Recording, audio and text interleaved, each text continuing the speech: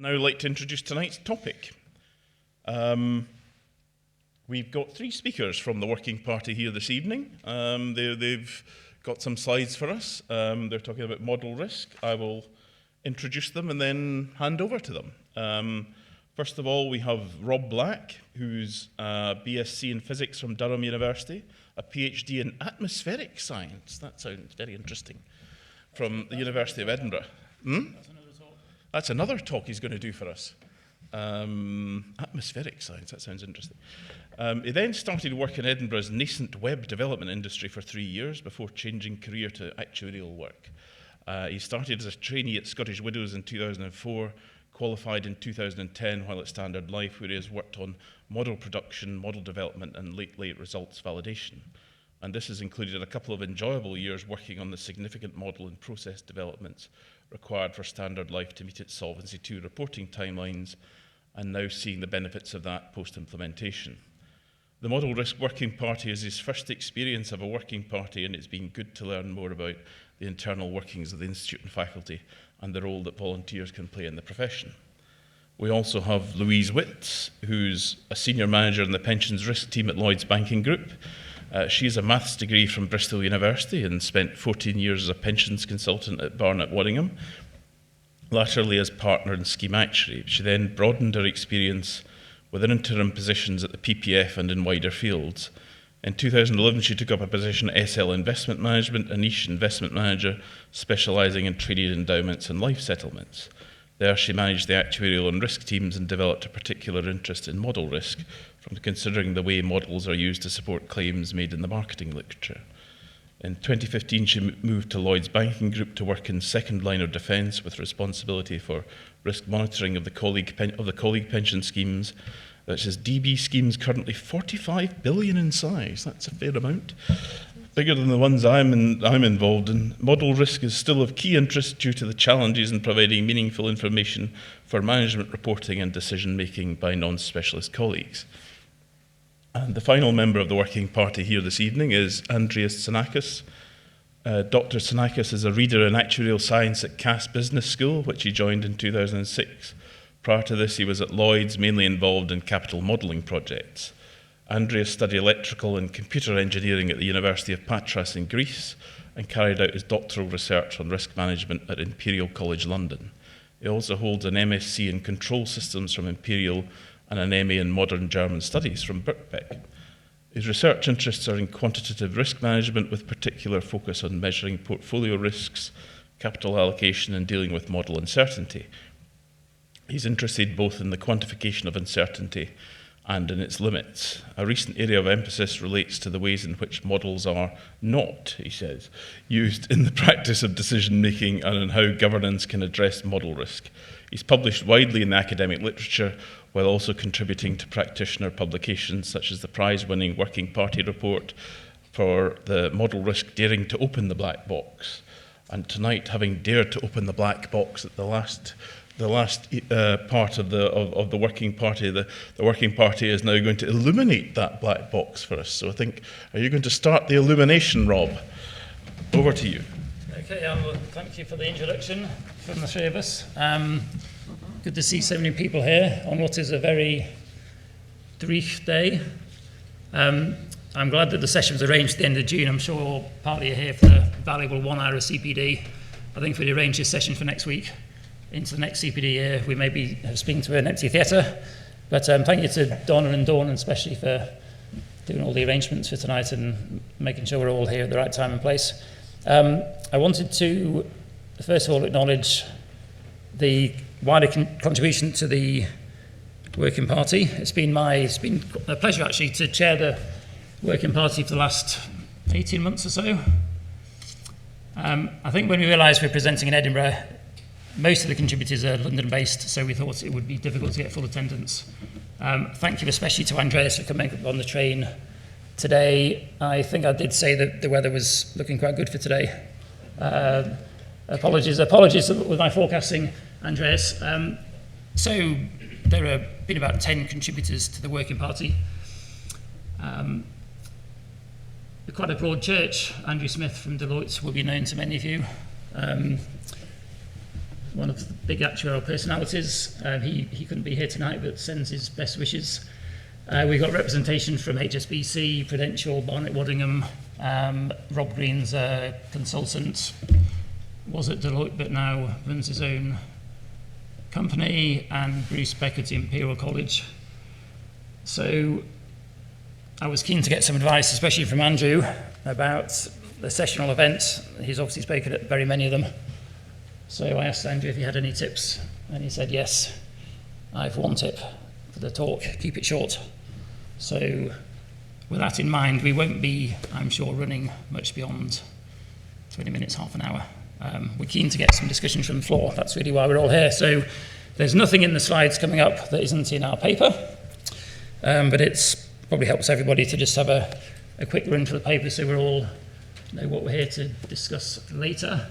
I thought I'd start with the definition of model risk. This comes from the Federal Reserve in the United States, and really underpins all of the phase one work, which led to the original paper, Model Risk, Daring to Open a Black Box. And I thought it was useful just to repeat it for the phase two work. So at least we all have a common understanding about when we use the term model risk, what are we actually referring to. So a couple of features there. You can read the paragraph yourself later, but the paragraph in italics really just defines what a model is. I think crucially, it's obviously a system for calculation, but involves assumptions and judgment straight methodology. So I think we're keen from the start to repeat that there is judgment behind what the model is doing, and equally how we interpret results from the model. In that sense, then, calculator type models that are extremely rules-based by our definition aren't models as such, because they can be fully tested, checked, and there's no judgment there's no debate about what the model's doing and ultimately what comes out. So the concept of model risk is twofold then. Firstly, clearly models may have fundamental errors in them, and therefore may produce inaccurate outputs.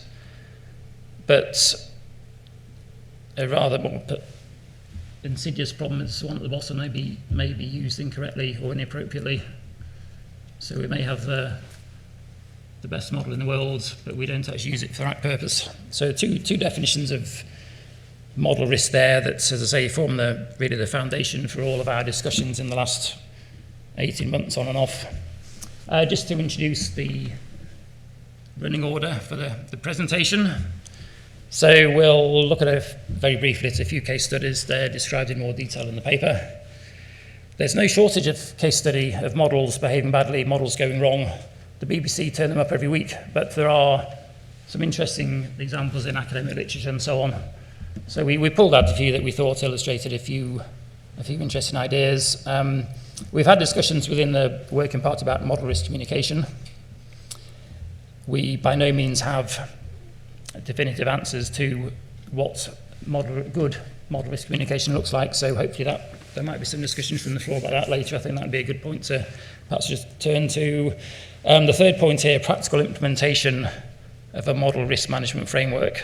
So one of our number, Bruce Beck, was at a workshop in South Africa about, I think, Basel regulations, financial regulations, and really came back to the working party quite enthused about we need to get something out there that really talks about what this actually means in the day-to-day, in the office. What are people doing? It's one thing reading, say, the first phase one papers documents, but what does that actually mean in the office? What can we do as businesses, as companies, as actors? So we focused quite early on in this working party about practical aspects. Equally, we recognise from outset, actuaries, financial services clearly aren't the only people, companies to use models. There must be things we can learn from other industries. Bruce Beck has quite a background in environmental science, so really had some very interesting things to say about weather forecasting. And Rob Green on the aerospace side. So Andreas will touch on those later. And then trying to bring some points home throughout the paper, which we've titled with, I think, considerations for actuarial models. But really, from all of this, what can we be doing in our day-to-day work with models back in the office? So it's really quite a practical paper. No equations anywhere, so not a technical presentation at all, but I think the interesting thing for me about the working party, as I say, it's the first working party I've been involved with, was we had many months of just a regular, interesting chat each month, and then we thought, right, we need to produce something. And so the paper really started out as just in many ways, just a write-up of all the topics we'd discussed, and then kind of shoehorned into what we hope was a fairly logical running order. So we've benefited enormously from people's different perspectives, and hopefully some of the concepts that come out are applicable, not to my background, say, just in a life office, but more generally, that was always the intention. So some of the case studies we picked up at, they're recorded in more detail in the paper. The Mars Climate Orbiter, goodness, that's quite a long time ago now, 18 years, but this was a fundamental human error around the units used in the software, in particular between American and, I think, UK engineers. So there's no debate at the time. Once the event had happened and they did an investigation, there's no debate at all about what the error was.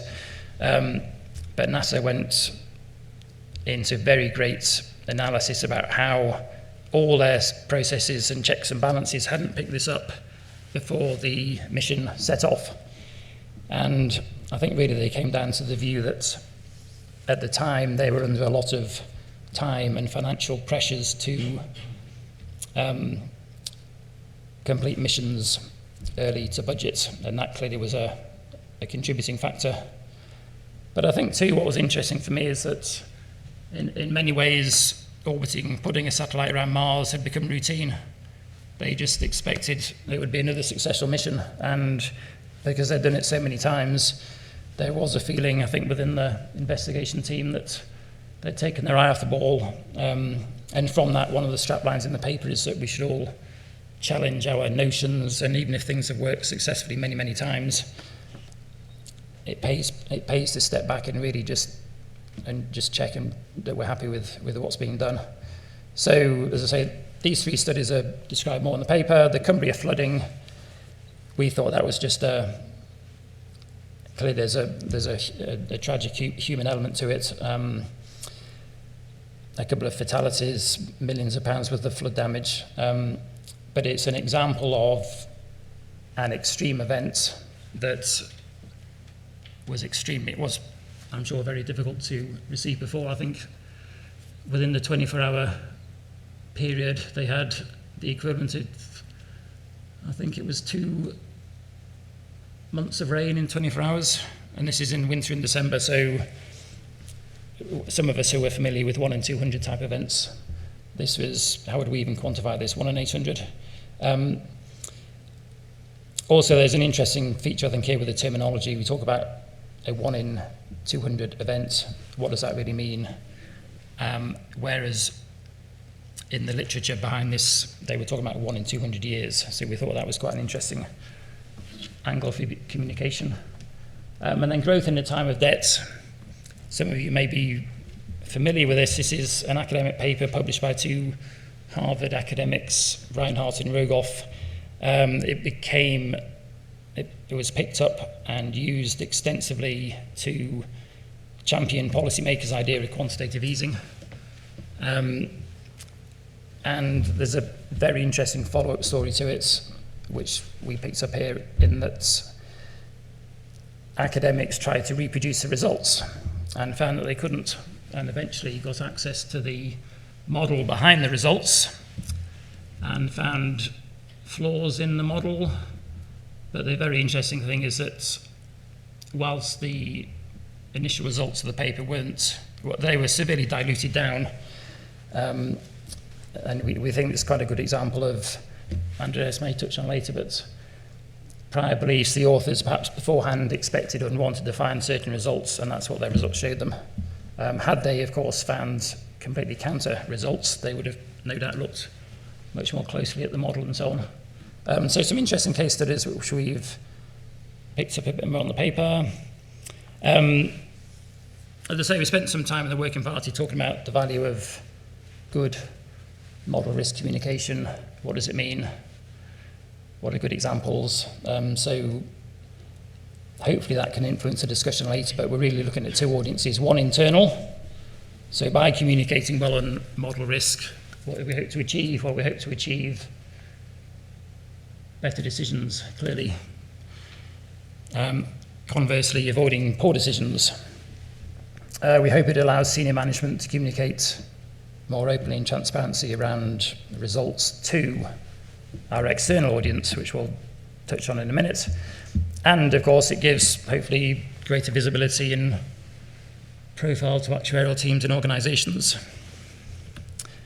So from our own experiences, what are better companies doing around internal communication?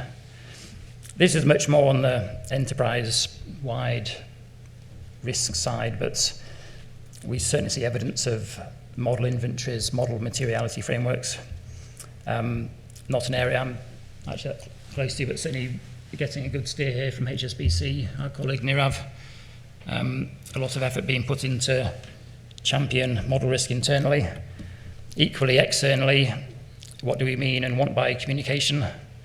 So external, clearly the universe of people we might talk to is endless. We're talking here about regulators, shareholders, clients, analysts, really anyone relying on the outcome of a model. But we feel within a company it is difficult to communicate externally to model risk. If you focus solely on models you have and uncertainty in their results, then no doubt that would lead to difficult conversation, especially with the regulator. So we have to be, I'm sure, quite nuanced in our approach about communicating externally. So to pick up on the main theme for me, practical implementation of a model risk management framework, really just trying to bring to life what are companies doing that I've seen, that our colleagues on the working party have seen. So first and foremost, a central inventory of core models. HSBC anecdotally have a global database of every model they use. That sounds a very an impressive position to be in. No doubt there's a lot of effort, time, money spent getting to that position. But we start from outset assuming that at any reporting period and so on, we need to know exactly which models we're running. And to have confidence that they've been through all aspects of testing and sign off. But crucially, I think, so from the personal perspective, we have to evidence that those right models are being used. I think this is where it gets very interesting between the theory on the page here and the practicalities of people doing their day jobs. And we need frameworks in place that ensure that you cannot use an out-of-date model, and that if auditors want evidence that you've used the right latest signed-off model, that can be provided at the right time. So the central inventory of core models is a must, we felt. Equally, we thought it was very helpful to start a discussion around model roles. Now, partly, I know some in the audience will be affected by the senior insurance managers regime that's coming in shortly. Individuals will have responsibility for, named individuals will have responsibility for certain models. But within our working party, we probably all have a different idea of who the model user is, who the model owner is, who the model approver is. So we think it's helpful for companies, consultancies, to also think through who wears these hats. And clearly people can wear several hats at the same time.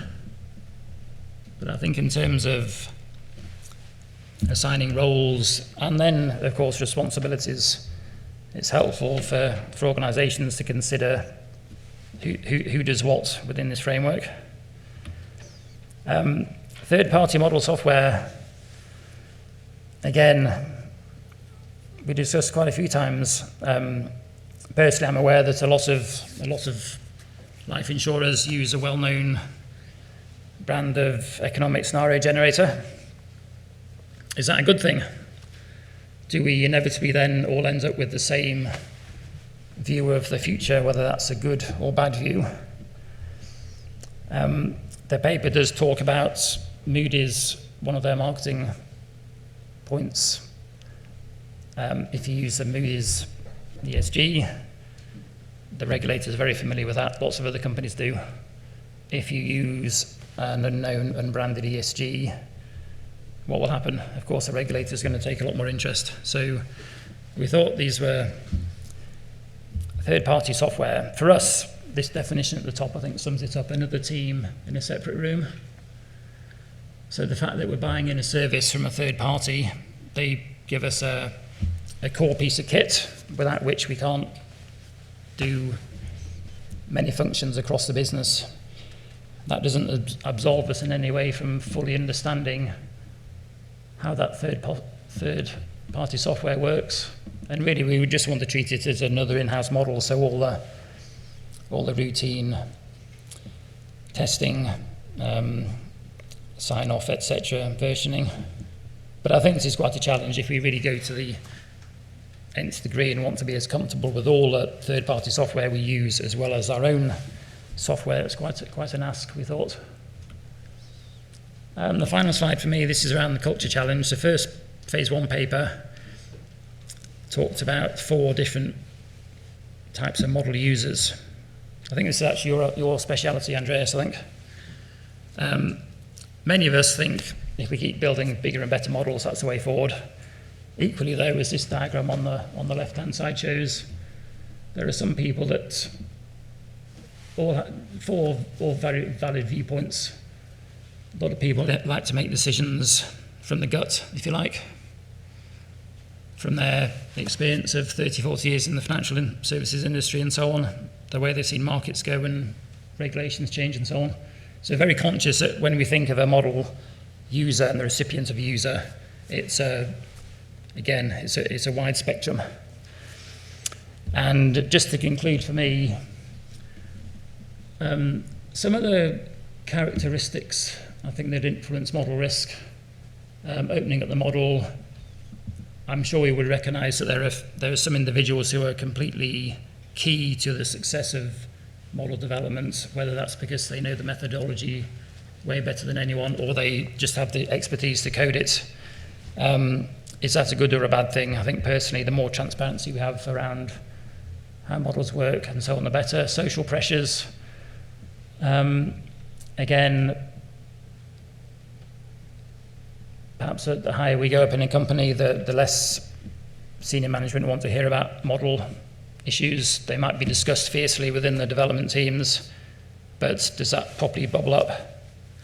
And then I think probably the third point, balancing model change and innovation. I think within the model risk framework, we all accept that stage gates and so on and following a well-established process is absolutely the thing to do. But equally, we are aware that human nature, a lot of well-meaning people working in companies want to just fix models, fix bugs as and when they see them. So we kind of call that out as a challenge. Good, so that's just an overview. There's all the backgrounds in the paper. I think I'm about to pass on to Andreas to mention a wee bit more about the weather forecasting and aerospace.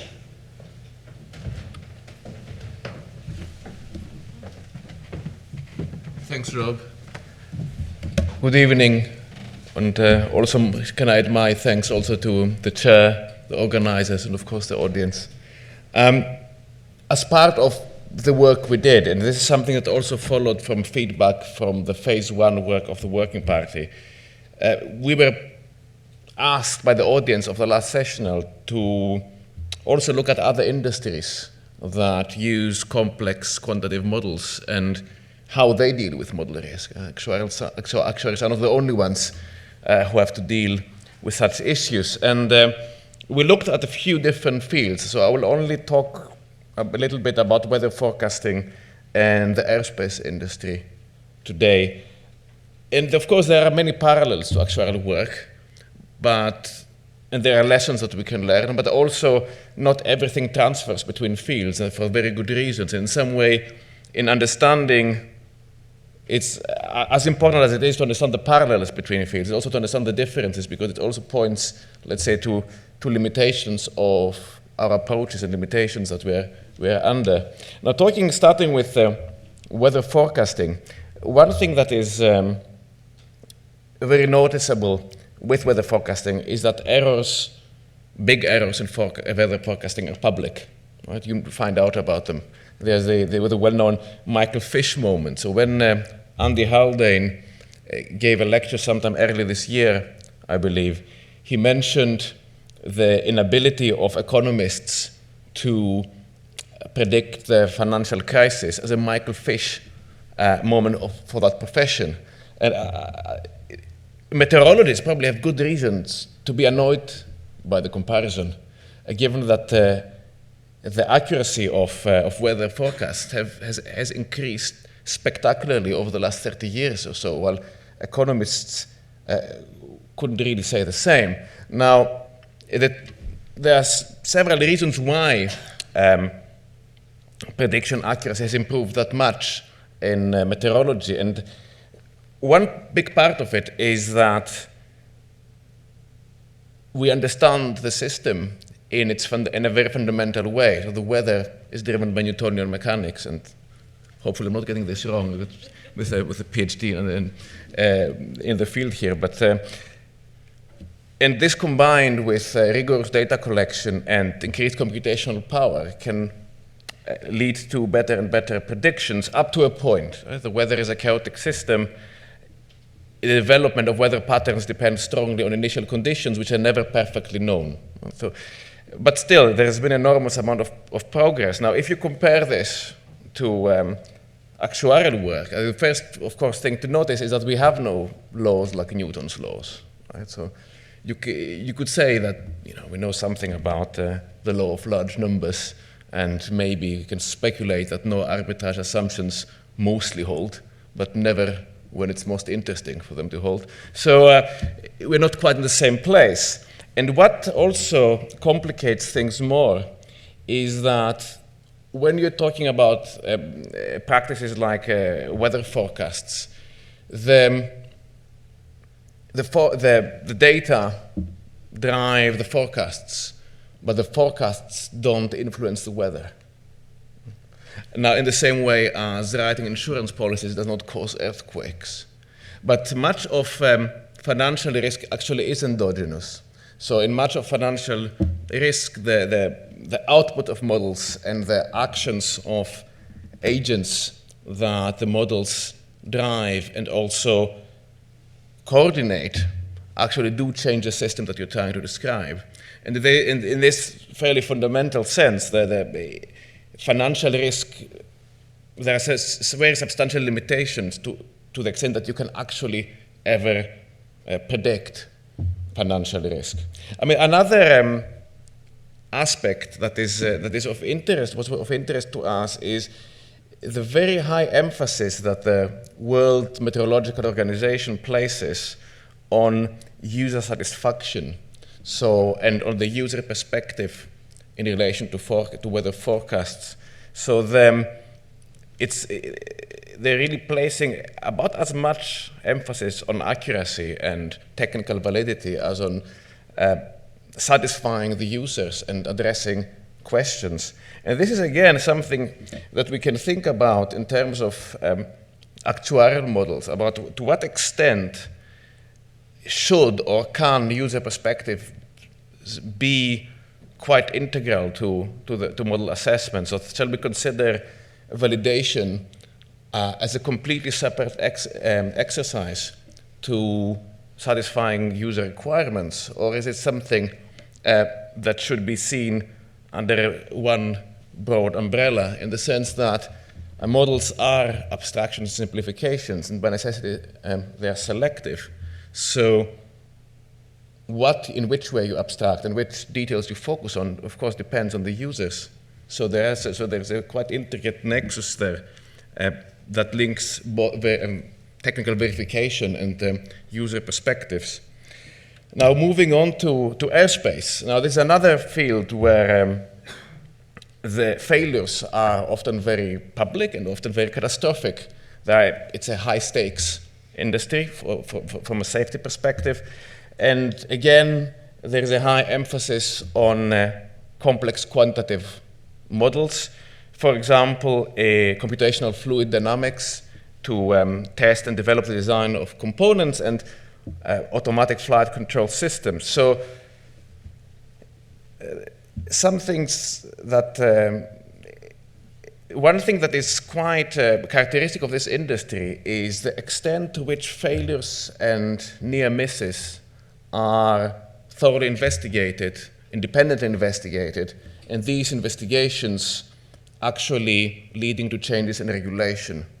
And this is again something that we can think about in terms of actuarial models.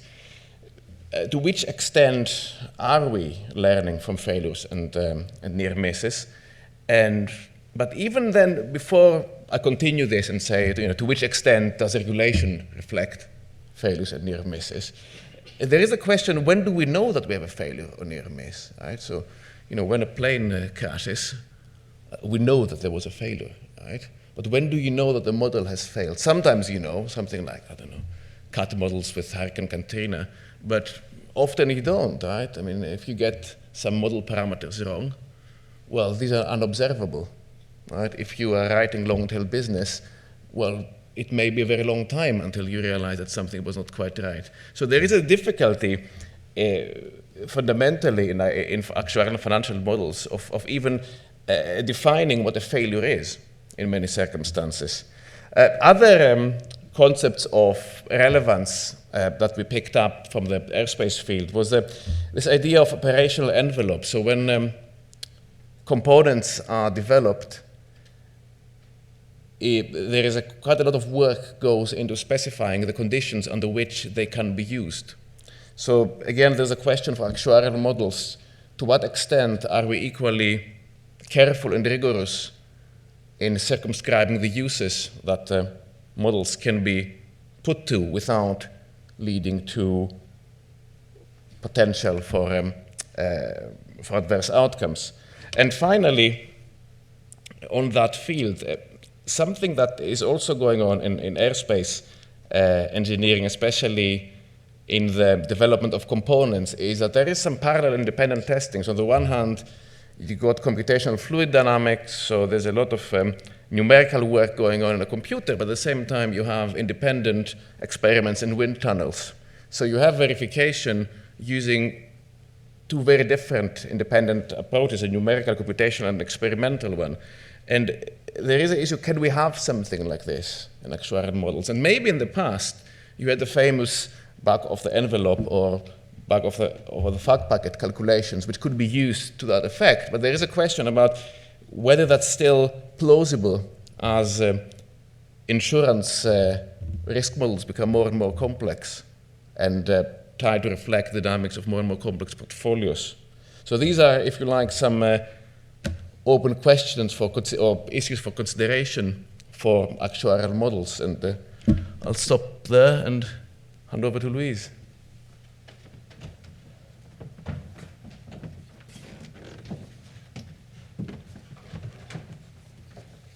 Great, thanks. Right, so we're looking at other industries, and then also what about actually what we do in our day job. So within the paper, we wanted to pull out some of those areas that we more normally work in and how some of this can be applied in those areas. So I'll whiz through the 4 that we've got in the paper. You've all heard my bio, so know that I know absolutely nothing about life offices whatsoever. And probably most of you in the room have got much more background than I have. So I'm not going to spend too much time on the life office, and particularly know nothing about Solvency II, which makes me the lucky one, I think, perhaps. But I guess one of the key things that we were sort of looking at, model risk obviously has come to the fore a lot in, as I understand it, in life offices perhaps from a Solvency II sort of background. But really one of the key things that we were looking at is around perhaps expanding some of that discipline into other areas rather than just capital modelling, but is there other uses? Certainly, Rob talked about the difficulties of putting together their inventory and how you, when you have a framework and you have those change controls, when somebody spots that something's wrong with the model, they then need to fill in a form and send it in, and the model governance review is whenever, and they can't change the model until that's happened.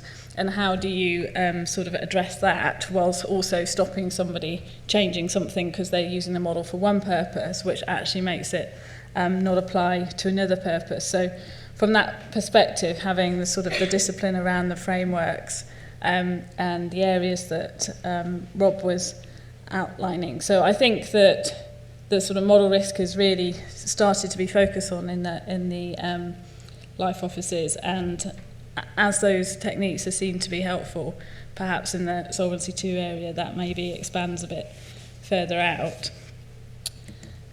Now, I'm working in a bank at the moment. As we mentioned, we have other people in the working party also who are coming from the banking side. And certainly we've got an awful lot of rigour around the use of models in that.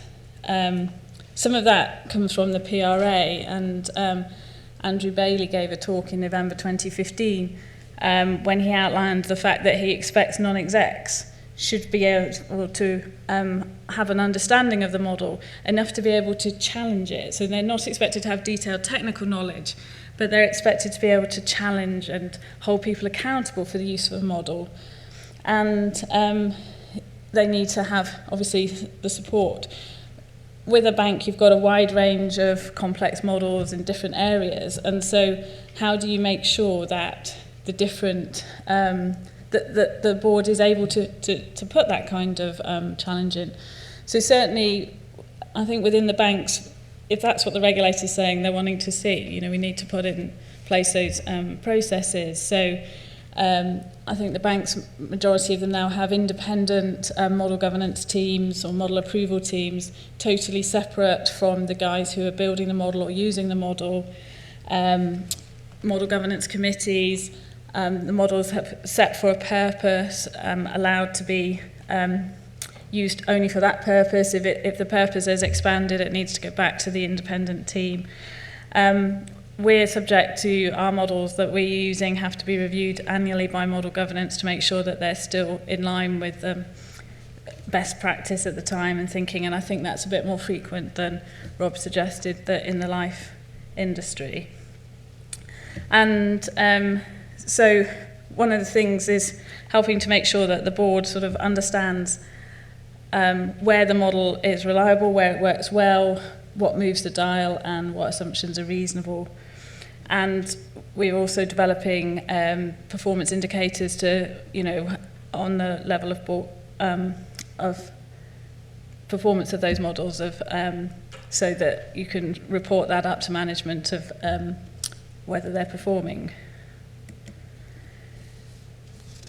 So I moved to banking from the pensions industry, and I think that there's a lot less sort of thought about model risk in the pensions industry at the moment. So insurance, we've got this senior insurance managers regime highlighted. In banking, we've got the senior managers regime at the moment. And those sort of encourage the fact that if you're responsible for an area under those regimes, you want to know what models you're responsible for and what they're being used for. There's a possibility that that sort of regime may be expanded into all financial service markets company in a couple of years' time. But there's also talk of regulatory environment requiring more model risk. But I think that the pensions industry, obviously in longevity is an area where model risk is looked at, where people will run different models, where one of the things, if you're doing pension settlements and buying out liabilities, you've got once and for all transaction on both sides, and the longevity prediction is one of the key parts of that de-risking process for the pension scheme, and one of the key issues for the insurer taking that on. And so one of the things that's being looked at very closely is which longevity model you're using, which model your competitors are using, what difference that's making to the results. So I think that throughout sort of starting to think a bit more about model risk is something that's moving into the pensions industry and we'll probably see more of. And then finally, actuarial standards. We're delighted to see that our thinking is in line with the thinking. I'm sure everybody's conscious that from next week things may just change slightly. Maybe we're all living to those standards already, but if not, one more day to get them in place. But certainly, as a working party, we fed into the development of the standard, and we think that the principles in this paper are in line with what the profession is asking for us, which is fundamentally that models are fit for their purpose, that well documented, that their controls and tests are documented and kept up to date, and that communication is highlighting the key issues around the methodology, the rationale for using it, what the limitations are as well, most importantly. So on that note, pretty much dead on time, I think. I'll hand over on the questions and be interested to hear your comments and thoughts and views. Thank you, Louise. Right, now it's your chance to contribute to tonight's discussion. I'm looking forward to an interesting discussion. Could you give me an indication, put your hand up if you think you're going to say something tonight, so I know whether to restrict you to 2 minutes or 20 minutes. Who's thinking of saying, oh, well, we've got certainly at least one hand up. So, oh, there's at least 2 hands up. All right, so you'll be getting 20 minutes each then. Right. Please, can I remind you to wait for the microphone to turn up, or find one of the microphones and give your name. With that, I shall open the discussion to the floor. Who would like to? Mr. Kelleher, you look like you put your hand up first. I'll award you the chance to say something.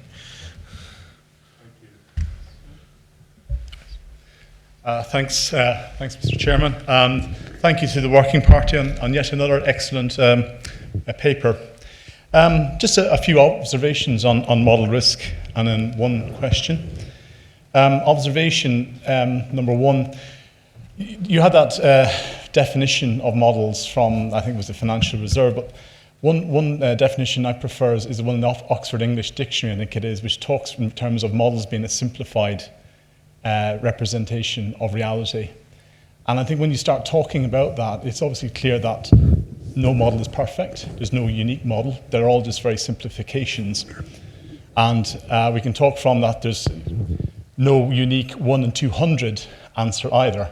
And that's obviously one thing we need to be communicating as actuaries, is that if we take, for instance, our equity stress, there is no unique 1 in 200 equity stress, as I think the Extreme Events Working Party pointed out. It could, any number, using certain data, you can come to any number between 20% and a 90% fall for a 99.5% event.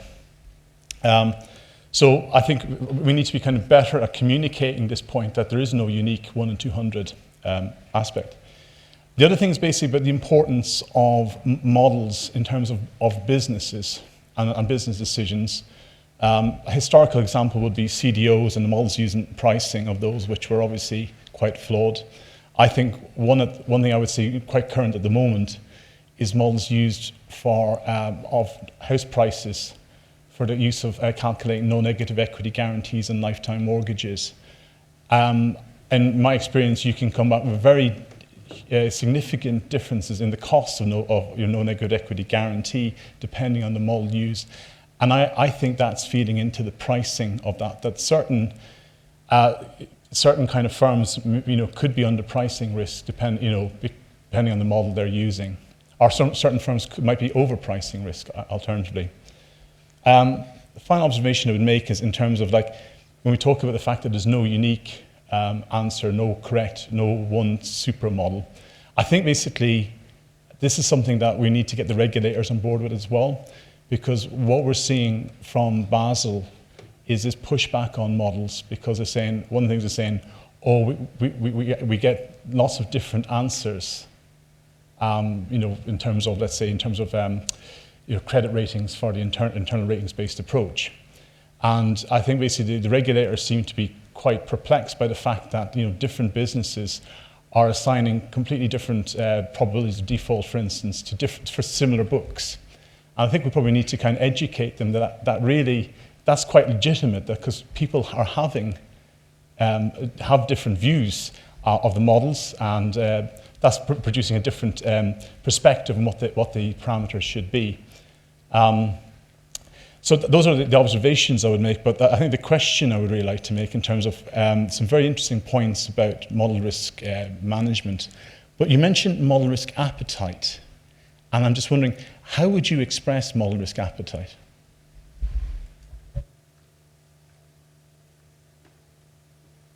Would you like to answer anything about appetite just now? Have you the appetite to answer the question? I'm not close enough to answer the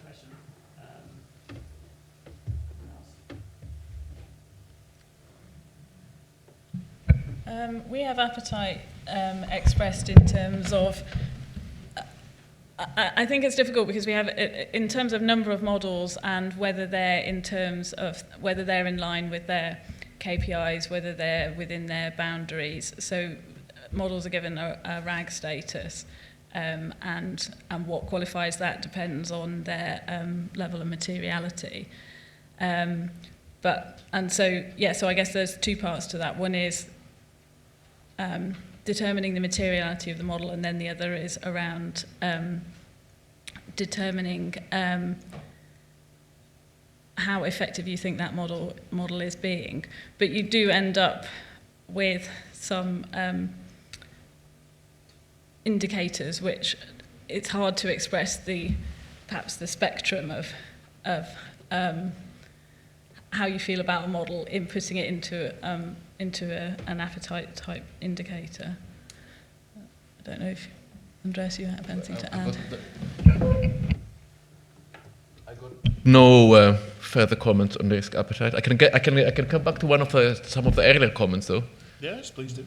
I think that this question of being able to formulate many different models based on the same data and getting very different answers from them, that's a key actuarial concern. I mean, it is one way of describing uncertainty.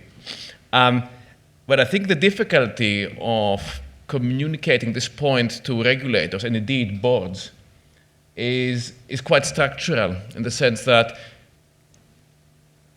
we understand models as modelers, and to us, and we use models to try to somehow find an appropriate representation of the world, and we get sort of puzzled and frustrated by this multiplicity of possible representations.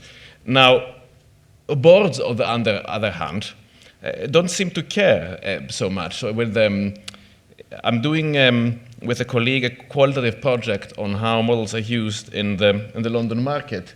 And what it seems to be the case is that boards see models as instruments to give them a capital constraint if they are going to embark on a new venture or something of the like. So in that perspective, a model is not so much a representation of the world, but an instrument.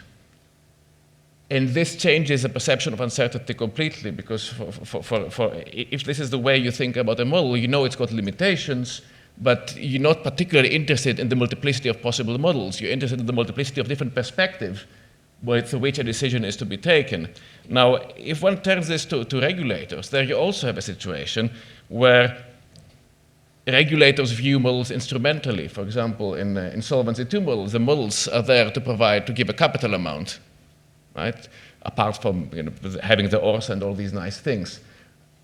So in that case, from a regulatory perspective, if you have two companies with a very similar characteristics, it is from a regulatory perspective, it's puzzling why they should hold different capital levels, which again leads to practices of benchmarking that people report are reputably very unhappy about. So I would guess, so it's a very roundabout kind of comment to your point, but I would guess that it's the difficulty in communicating and convincing people of the importance of model uncertainty, of the multiplicity of possible specifications, is quite structural. So it's a problem that we will never get rid of as long as models are actually used. Because by virtue of using models, you end up with this conflict. Another point that we did discuss within the working party was, is there a point where you should push back on being able to model something? because generally, our models are getting more and more and more complicated, but sometimes that extra complication is not adding any value, and your board or your directors or whoever may have said, oh, well, just model this thing or that thing, and then they're totally believing the answer that's come out of that model. But you may feel, I've made such sort of assumptions along the way that actually it would have been more sensible at the beginning to have just said, no, I can't, you've got to make this decision without any further modelling. We can't do anything that is really helping that decision. More comments, questions from the floor? There's a man behind you, Mr. Gill, that's going to beat you to it. Thanks for all the presentations, those are great. My name is Lloyd Van Furen from Tesco Bank. I've just been helping to develop a new model policy, and a lot of debate was on categorizing the models, so what sort of amount of oversight they had or would have. I just wanted to solicit some comments or thoughts from you, how to sort of categorize models and that sort of chat. Does that make sense? How do you categorize your models? Well, I think the first thing to be said is we need to know all the models we're using, which for many companies I'm sure is probably not information they have to hand. And from my perspective, it's been a journey that's taken a good few months, if not longer, to get to a position where we know at every quarter this is our universe of models that we are deeply interested in. So that's the first thing, to get everything on the table, if you like. And then I think we want to draw out the distinctions between those models that are really fundamental to reporting, for example. I should say we were keen throughout the working party. Our background is typically on reporting and so on, but there are models used across companies that aren't for reporting. You can think of policy quotation systems and so on. So these will all be models in our sense of the word. And we can try and rank them by importance to reported numbers or to policyholder outcomes and so on. So we thought it was fairly... The universe of models that we have great interest in actually needn't be very big. HSBC may have every model they use in a database. I've no idea how big that is, but actually the models that work through to their reporting accounts may be a very small number of those. So it could be that we end up with a dozen, perhaps even fewer, of models that are absolutely critical to the business. They'd clearly be high category. You may then have a tier around that which are helping run the end-to-end process, but you may have comfort in all the controls during production, for example, that those models are used correctly. They'd have a medium rating, for example. But really it's all driven from understanding what are the models we use, and of those, which are really the crucial ones that we can't lose sight of.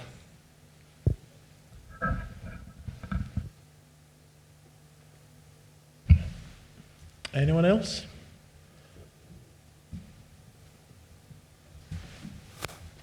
Hello, I'm Eddie Barnard from Financial Campus. First of all, actually, thank you for both of your papers. The first one especially really helped inspire us to make some key changes to the software that we make. So thanks for that. So it's almost inevitable that there's going to be a knowledge gap between the teams or the individuals who've developed a model and the users and other interested parties in that model. Have the panel got any practical advice of how to reduce that gap where you feel it's necessary? Practical steps, I'm not sure, but we certainly recognise it is a problem. Andreas' background in academia, they are very transparent with their models, and this is actually mentioned in our paper. Less easy, of course, for actual companies to be as transparent with their models. But I think we do put in an awful lot of unintended barriers across the business to people understanding the models, how they work, how they run, the benefits they bring. And there is a impetus there has to be to make things more and more transparent. We have all heard the terms, operating in silos. I think probably the modelers are as guilty, if not more, of that than anyone. So something that was very interesting for me on the working party is this cycle of independent review and challenge, which the banking industry has had to address and I think crucially be seen to have addressed since the financial crisis. So in the banking world, you have teams of reviewers who haven't developed the models, don't run the models, and they have a remit to go and challenge how models are built and work and so on. And I think that's a very strong place to get to. I don't pretend at all it's an easy journey to get there. But I think if that could be demonstrated that models had been reviewed in a timely basis, that would really help. So the inventory could be just very formulaic and just list out all models and any amount of characteristics of those models. But crucially, if you have a separate review of models, is your methodology still appropriate? We tend to be quite reactive, I think, and change methodology perhaps when the regulator tells us to. It'd be a good chance to be objective in a regular way and say, yeah, we're still happy with the way we're doing things, but crucially have a separate team make that call.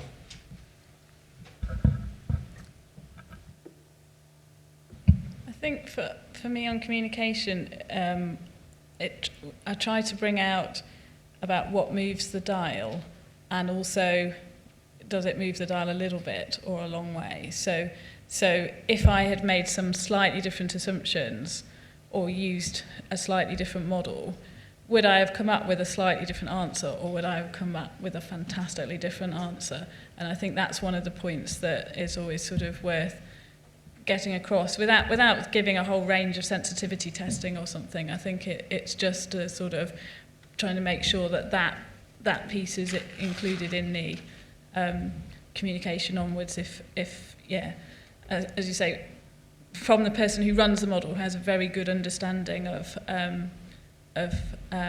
what does and doesn't, and that's one of the things mentioned. And so when I was working in the company we were modelling life settlements, the guys running that model had a really good understanding of where there were some heroic assumptions, and the sales guys, they're just wanting to clinch the deal and get the thing sold. And so it was really just trying to convey to them, what, and obviously they weren't necessarily interested if they're trying to clinch the deal, but it's just trying to sort of make sure that you have conveyed to them whether this model is robust to small changes, I think. Any more questions, points? Mr. Gill?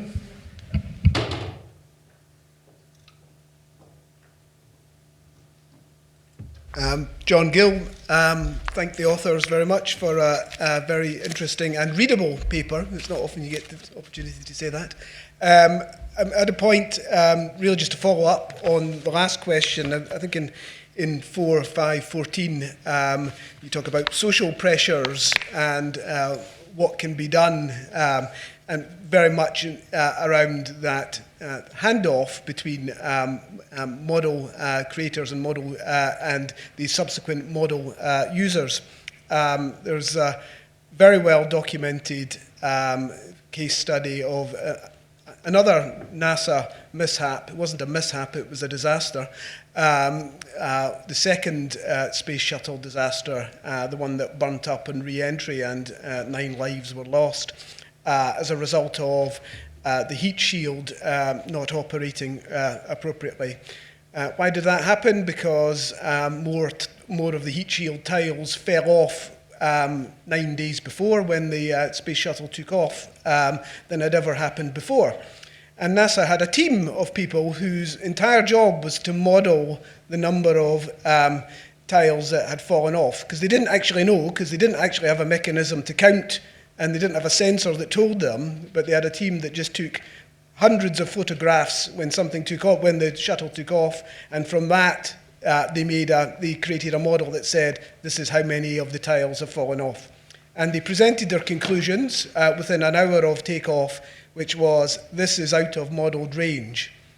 And that was the phrase that went all the way up the organisation in NASA, because no one in NASA at the higher levels understood out of model range means the heat shield will not work. A fantastic example, a tragic example, unfortunately, of where actually the modelers did their job. They came up with a model that actually told the answer, but they failed to communicate the answer to those who could do anything with it, because they used modelling language rather than, and here is the impact. I liked your phrase in 5.4.5.14 where you talk about fostering a culture to encourage substantiated dissent. How do you do that?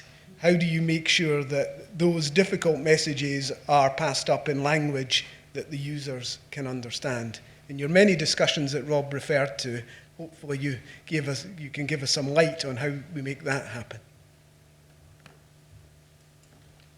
Are you going to tell us how you dissented? Well, in my organization as an academic, it's very easy to dissent. So I'm not quite sure I'm not an expert on organizational behavior, and with this subject I expect most of you have studied in the University of Life. One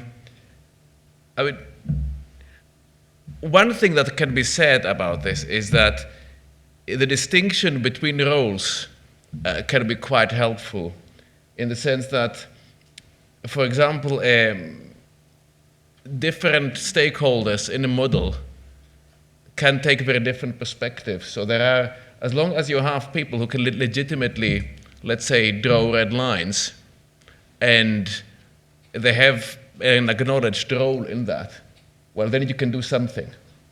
But I think the question is very broad, right? So how do you encourage substantiated dissent? It's not only to do with model risk, it's with managing any organization. I think the question it really is too big for this working party.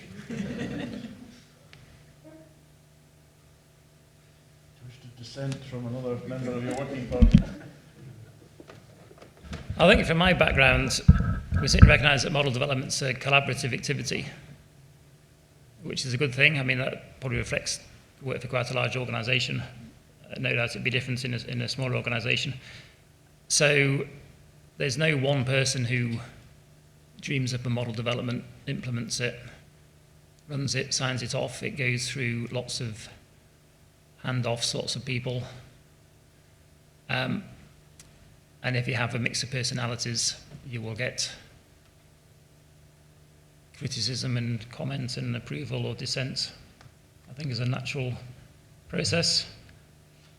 But equally, I think for us too, lessons learned is a valuable activity, extremely valuable.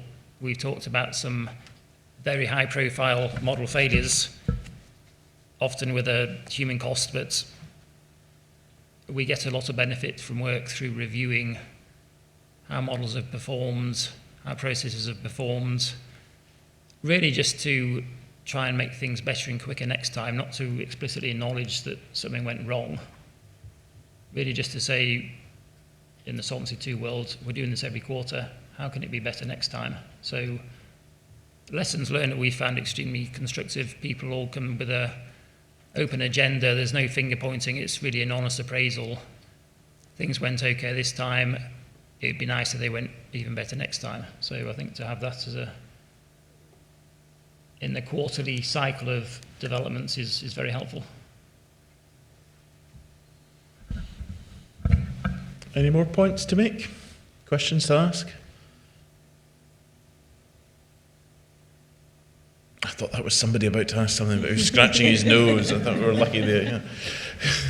Do you want to say something about third-party software and things like that? That seemed. I'm just wondering the extent to which we have this issue that if lots of people are using the same group of people or the same company's economic scenario generators, and then how are these decided on? Is it just some committee of 7 people in a room that's deciding half the economic scenarios of the financial industry in Britain or something like that? Is there well, I'm sure there's a risk there, but is that something that you thought about? This question really just came up in the working party discussion, that we seem to implicitly assume that third-party software is correct, infallible, will work, but actually it can't be any different to software that's developed in-house or models developed in-house. That being the case, we need to give it as much attention. So I know we'd probably all accept that third-party software plays a pretty crucial role in a lot of organisations, but I don't think it gets anything like as much scrutiny. Often that's because when the software is brought in, it's enough of a challenge just to learn it and understand it at the level that we want to use it for, to take an extra leap and to really become expert about what's under the bonnet is asking a lot. But we certainly thought there was merit to trying up our game, if you like, in terms of understanding how third-party software works.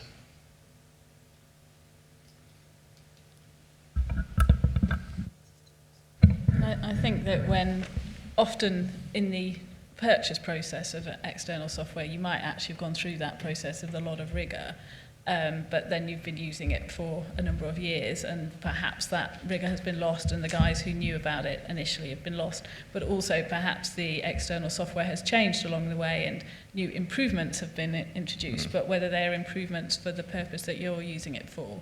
So I think one of the things is to try and keep that discipline of sort of looking again at it annually, saying just to see what has changed in the way you use it, what has changed in the way of that software, to bring that on board as well. So I think probably in the purchase process a lot of this is done, but it's keeping that live throughout the use of it rather than just at that one moment in time.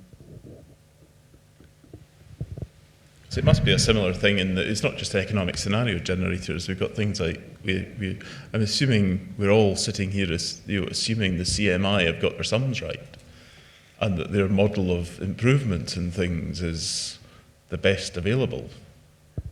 But are we sort of, and do we know we're using it properly? Is a question, or do we just put blind faith in what we're using, what we get from the CMI, and assume it's correct? And have we actually understood what all those little parameters are? And suddenly people are talking about kappas these days, and do we actually know what that really means? And can we communicate that? I don't know if anyone's got any experience of that recently.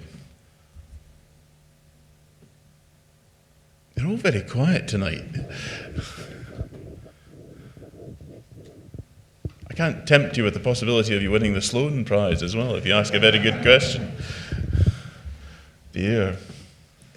Do you want to answer any of the questions you've already posed for yourselves? Because they don't seem to want to pose. They don't want to pose any more of them.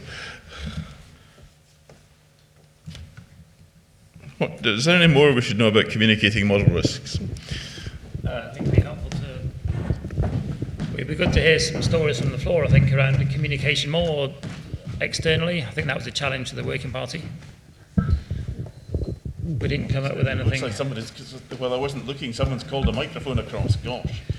Mr. Robinson, go on. You can say something. It's been recognised I'm too old to move. That's appreciated.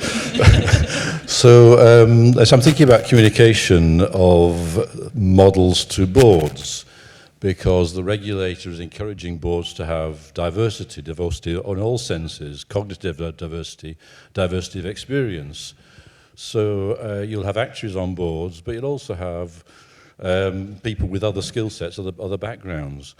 And yet the regulator also requires these people to verify, to confirm, to take responsibility for the models that have been used in the business.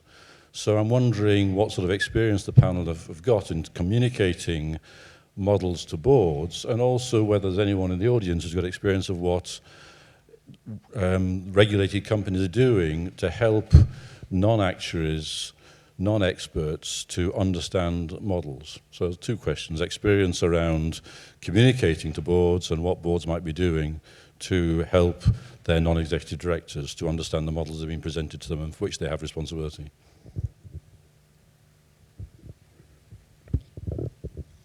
Your thoughts on that?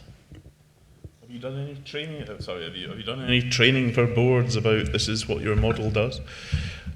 Personally, no, but I know the Solvency II programme, prior to launch, did extensively engage the board with our latest models, not just executive directors, but non-executives too.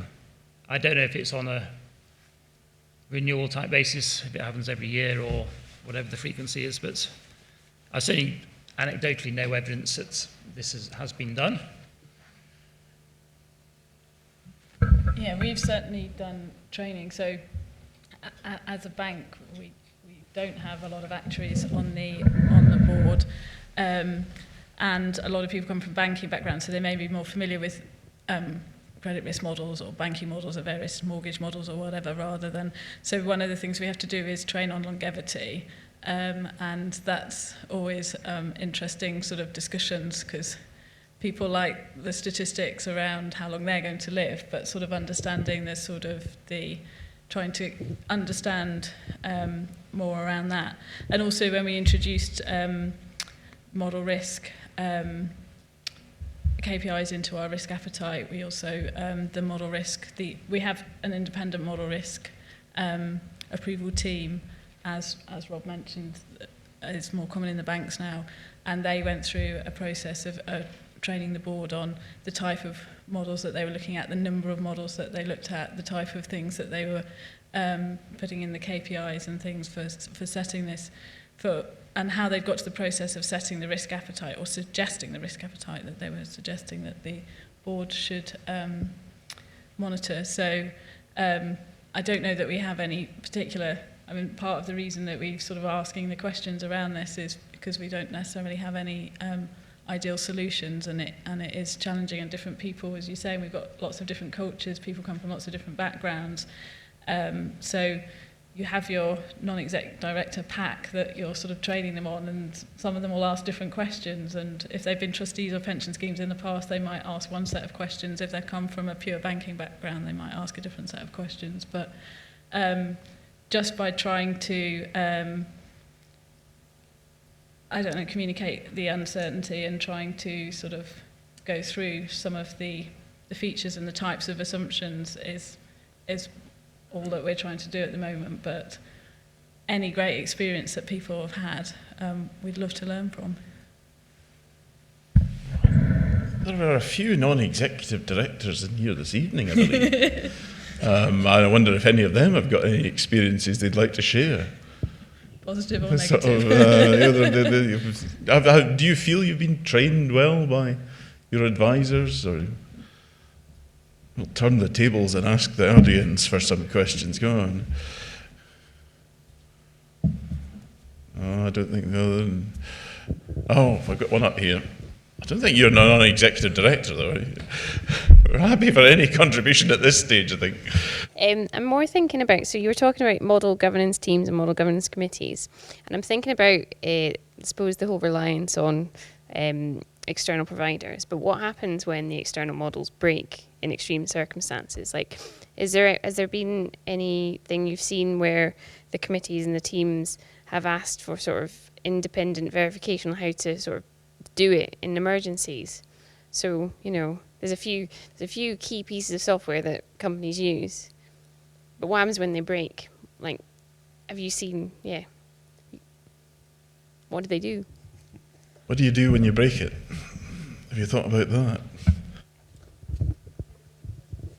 Interest rates has been a challenge for some of our software, for sure. And workaround or fudge is often the answer, and going back to the external provider and saying, fix it. But workarounds, and that you're back to the back of a fag packet or back of the postage stamp that we perhaps started from. And that's where I guess my comment earlier about complexity. I think that you have to draw a line on complexity at some cases if you've broken it, but I don't know if you've got any comments.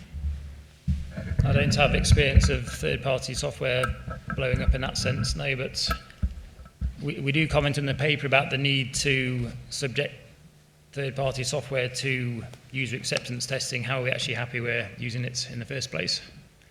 So one option would be to include it in your end-to-end process under a typical extreme stress or scenario, for example, but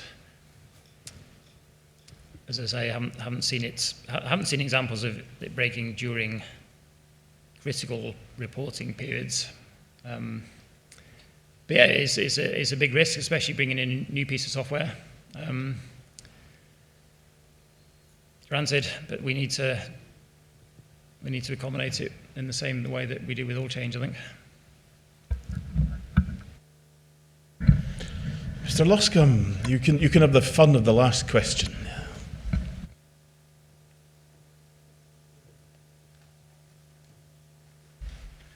Thank you. The name's Kerr Luscombe. I think picking up David's question about boards and diversity, I think it can be difficult for those on boards who perhaps come from a less technical background to understand the intricacies of financial models and how all the world might fall out in future years. Where I think it can be more helpful, though, is the other way around. If you take a specific scenario and say, well, in the way that the world could go in this sense, and how would the business look in that scenario? And then you can have a more rounded discussion, including those from a technical background and those from a wider one, that can then say, well, does that make sense? And you then get a different view. And we're just saying, well, you could do this or that or the others, particularly looking around potential management actions or mitigations that could be done to help the future. So it can actually help coming back the other way, but it helps if you translate what is a technical model output into, well, what does this look like in the real world? I was interested in the early example you had of the weather systems, where you're saying, well, actually, we can't influence the weather for tomorrow, but no matter how well or otherwise we were able to project that and forecast it. But of course, that might be true of tomorrow's weather. We don't really have much influence over that. And what will the weather be on the 29th of June next year? Well, it could be anything. It could be a nice day. It could be a day like today. But of course, in the very long term, all of the successive weather forecasts can eventually become into future climate and climate change. And there's no absence of models about how that might develop in the future, given some of the actions that are taken. And of course, there's equally quite diverse views, given all of that evidence, for those that believe climate change will go this way, and those that choose to place different interpretations, even hoaxes and the like, using that same information. And the question, bringing it back to financial matters, that might be more relevant for this audience, is how much of the connection do you think there is between the models writers and those that are using the models? Trying not to keep banging the microphone, and using the models, going further than just is there an understanding of what's in one box and how it's being used. But there's also a lot of assumptions often built in models that in this scenario, we'll then take this action and we'll do these things, and that's built into the model to refine and perhaps temper or change the outcome. How much, in terms of the scheme of overall risk, do you think that set of assumptions or otherwise is having in terms of model risk outcomes?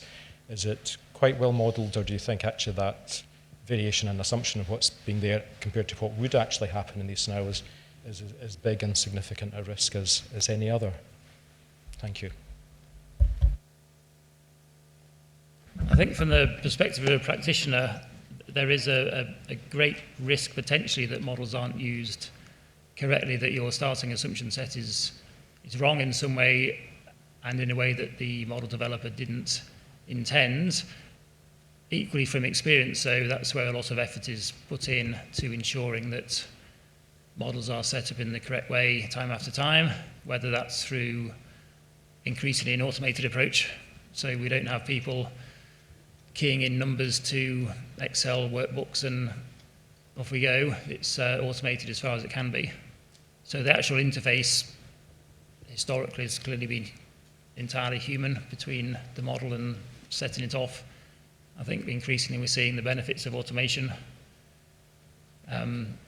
And as we move to worlds where we have to model hundreds of scenarios, ideally we want to model more and more. There seems to be a pressure to do more modelling. I don't think that's going to go away. So an automation of setup, I think, is increasingly where we're heading to. But equally, that's, to me anyway, that significantly reduces the risk. Right, thank you very much. It's 7 o'clock, and I think we better finish. It remains for me to express my own thanks for all of you this evening, the thanks of all of you to the authors, and presumably the very special thanks of those of you that arrived here with only sort of 13 and a bit hours CPD and have now gone over the 15-hour limit this evening. It'd be helpful if any of you actually have got prepared notes that will end up being in the British Actuarial Journal, if you could hand those in. I can advise you plans are in hand for next year's sessional meetings programme. Autumn lecture looks like it's going to be in mid-September at the moment. There is plans by the Scottish Board for a full set of KSS sessions coming up, and they'll be announced soon. And with that, I'm going to declare the meeting closed and ask you to please show your appreciation to our authors and contributors this evening.